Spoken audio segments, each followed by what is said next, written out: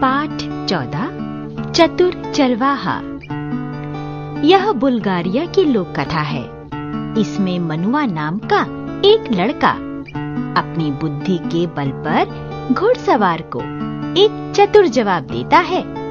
मनुआ ने किस सवाल का क्या जवाब दिया, कहानी में खोजो। एक दिन मनुआ बड़ी सड़क के साथ वाले मैदान में अपनी भेड़ें चरा रहा था। उसकी भेड़ें खिली धूप में आराम से धीरे धीरे घास चर रही थी। वह अपनी छड़ी पर टेक लगाकर खड़ा हुआ था और कुछ सोच रहा था। अचानक उसने अपनी छड़ी फेंक दी और खुशी से उछल पड़ा। उसने छड़ी के पास ही अपनी फर की टोपी भी जमीन पर फेंक दी और फिर ऊंची आवाज में चिल्लाकर बोला, मैंने पहेली बूझ ली, मैंने पहेली बूझ ली। ठीक उसी समय एक नौजवान घुड़सवार सड़क पर जाते हुए दिखाई दिया। उसका घोड़ा फर की टोपी देखकर डर गया और डर के मारे अपने पिछले दोनों पैरों पर खड़ा हो गया। फिर घोड़ा आगे की ओर इतनी जोर से झटका देकर बढ़ा कि घुड़सवार के लिए उसे संभालना मुश्किल हो गया। जब घोड़ा थोड़ा संभल गया तो घुड़सवार चिल्लाकर बोला, ए लड़के, तुमने मेरे घोड़े को इतना क्यों डरा दिया? क्या तुम बिना शोर मचाए चुपचाप अपनी भेड़ें नहीं चरा सकते? मैंने जानबूझकर उसे नहीं डराया। अच्छा, तो फिर तुम चिल्लाए क्यों? तुमने अपनी फर की टोपी नीचे क्यों फेंकी? इसलिए कि मैं बहुत खुश था। अच्छा, तो तुम किस बात से इतने खुश थे? मैंने पहेली पूछ ली। कैसी पहेली? मैं तुम्हें बताता हूँ, पर घोड़े की बात पर तुम मुझे डांटना मत। यह पहेली बड़ी कठिन थी। मैंने पहेली पूछ ली है तो मुझे लगा कि मैंने बहुत बड़ा काम कर लिया है। अच्छा, पर अपनी पहेली तो बताओ। हाँ, वह क्या चीज है जो आदमी से ऊंची भी है और मुर्गी से छोटी भी? वह अज्ञात घुड़सवार सोचने लगा। वह सोचता रहा, देर तक सोचता रहा, किंतु पहेली बूझ न सका।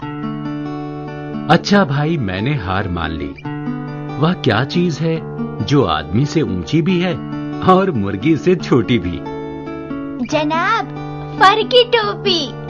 फर की टोपी मुर्गी से छोटी है, पर जब पहन ली जाती है तो आदमी से ऊंची हो जाती है। तुम वास्तव में बुद्धिमान लड़के हो। अच्छा, अब मेरी बात सुनो। कल इसी समय इसी रास्ते से मैं घर जाऊंगा। तुम यहाँ मेरा इंतजार करना। अपनी भेड़ों में से सबसे अच्छी भेड़ मेरे लिए चुनकर रखना।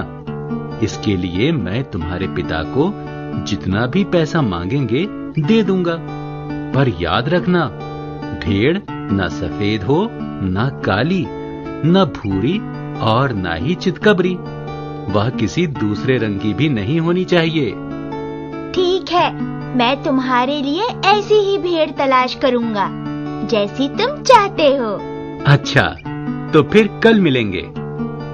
अगले दिन वह घुड़सवार भेड़ों के झुंड के पास आकर रुका और मनुआ से बोला, क्या तुम्हें भेड़ मिली जैसे कि मैंने तुमसे कही थी? हाँ साहब, भेड़ मिल गई। जैसी आप चाहते थे बिल्कुल वैसी ही। मैंने उसे बाड़े में बंद करके रखा हुआ है।